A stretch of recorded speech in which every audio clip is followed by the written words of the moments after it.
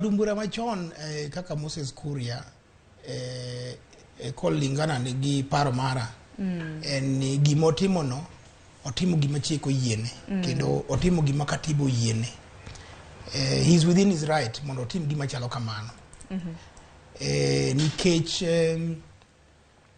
chik wacho ni kadipo ni ng'ato nigi upingamizi mora mora kuom duoko mar yiero oyiene dhi Supreme Court.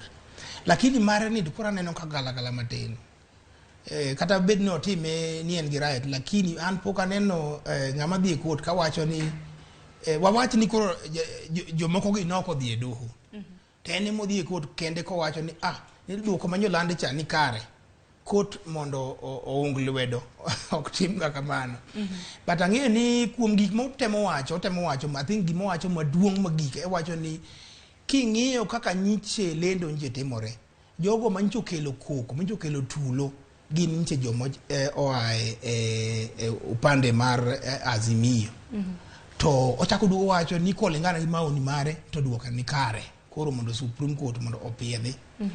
Mano gima Supreme Court ema nyalo ng'iyo.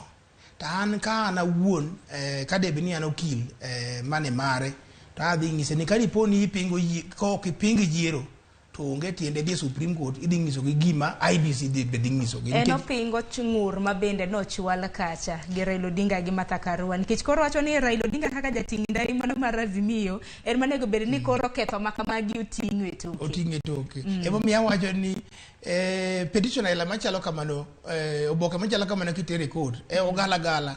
Nikech ok inyal tero kolung'aga gi chik, onego bed ni itero mana kipingo duoko. Ok inyal tero ni ipingo ng'ama pingo duoko. Onego omiya wacho bara no galagala, lakini en hakine ma katiba o protect. Koro court be biro ng'iyo gik mowachogo to gima be IBC biro wacho to gima Raila be biro wacho. But gima nyaka wang'e ni en tulo ma nyocha wuok Bomas.